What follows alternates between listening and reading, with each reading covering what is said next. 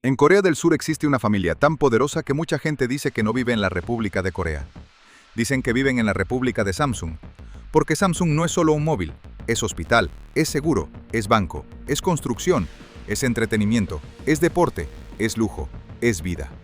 Un niño puede nacer en un hospital de Samsung, crecer en un apartamento de Samsung, pasar el fin de semana en el parque temático de Samsung, ver béisbol de un equipo de Samsung en una televisión de Samsung, asegurar su coche con Samsung, y cuando muera, Samsung puede incluso encargarse del funeral.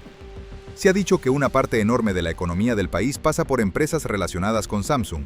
Cuando Samsung presenta resultados, Corea del Sur entera escucha, porque allí la salud de Samsung y la salud del país parecen casi la misma cosa.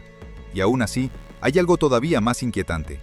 Cada generación de esta familia, abuelo, padre e hijo, terminó envuelta en escándalos criminales. Pero pase lo que pase, la fortuna crece, el escándalo aparece y el perdón siempre llega. Hoy te cuento la historia real de la familia Lee, la dinastía detrás de Samsung.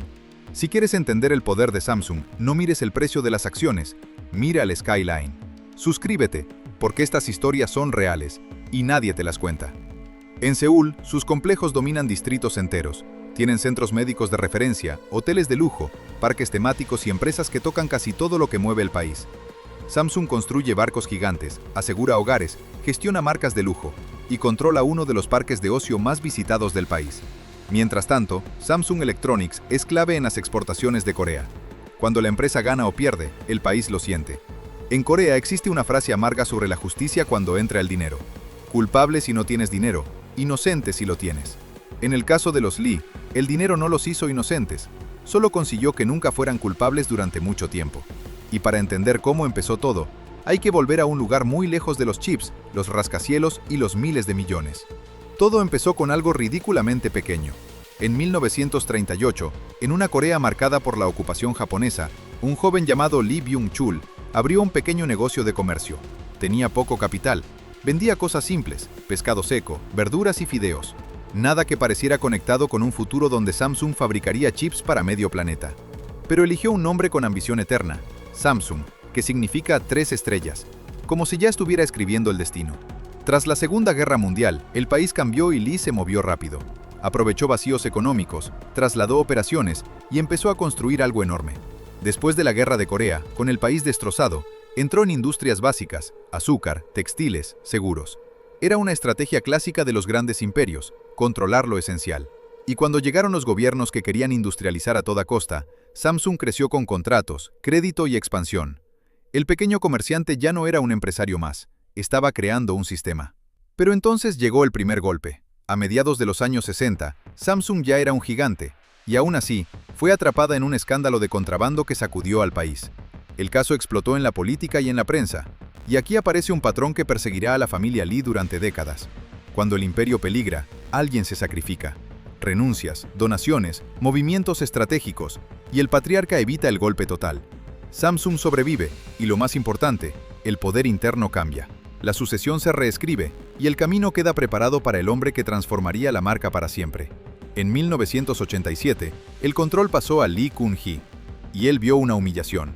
Samsung era enorme, pero fuera de Asia era vista como una marca barata, de segunda. Entonces tomó una decisión. Samsung no sería solo grande, sería dominante. En 1993 lanzó una revolución interna recordada como la Declaración de Frankfurt. Una frase se convirtió en leyenda en Corea. Cambiadlo todo, excepto a vuestra mujer y a vuestros hijos. Lee reestructuró la cultura interna, elevó estándares y convirtió la calidad en una obsesión. Y cuando los fallos seguían apareciendo, hizo algo extremo para dejar el mensaje claro.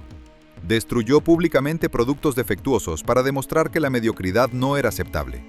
Su idea era simple. Si quieres ser el número 1, no puedes permitirte vergüenza. Y funcionó. Con los años, Samsung superó a grandes rivales, dominó sectores clave, se volvió líder en chips, pantallas y smartphones, y llegó a competir cara a cara con las mayores marcas del planeta. Pero el precio del poder siempre vuelve.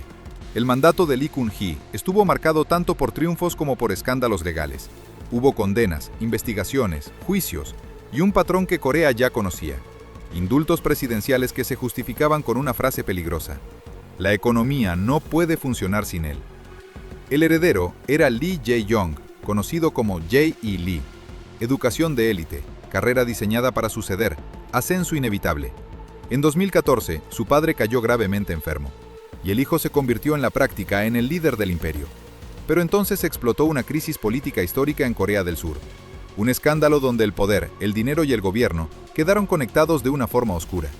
Las investigaciones acabaron alcanzando a Samsung, y en 2017 ocurrió algo que parecía imposible. El líder de Samsung fue detenido.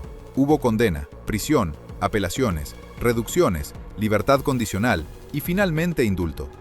El patrón volvió a repetirse. Condenado, vuelve y lidera. En 2020, Lee Kun-hee murió y dejó una de las herencias más grandes en la historia del país. Pero Corea del Sur tiene un enemigo que incluso las dinastías temen: el impuesto de sucesiones. La familia anunció una factura gigantesca, miles de millones solo para poder heredar. Para conseguir liquidez sin perder el control, tomaron medidas extraordinarias. Donaron miles de obras de arte a museos nacionales, usaron préstamos respaldados por acciones y realizaron ventas de acciones en momentos estratégicos. Todo esto mientras Samsung enfrentaba un reto nuevo: la carrera por dominar los chips que alimentan la era de la inteligencia artificial. El imperio se mantiene, pero el futuro ya no está garantizado solo por el apellido.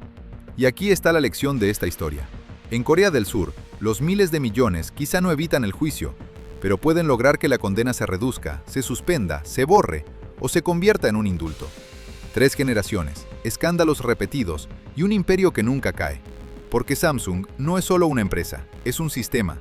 Y cuando un sistema se vuelve imprescindible para un país, deja de ser simplemente una marca, se convierte en un estado paralelo. Y ahora quiero saber tu opinión. Si supieras que el móvil que llevas en el bolsillo viene de una dinastía así, ¿te cambiaría la forma de verlo? Te leo en comentarios.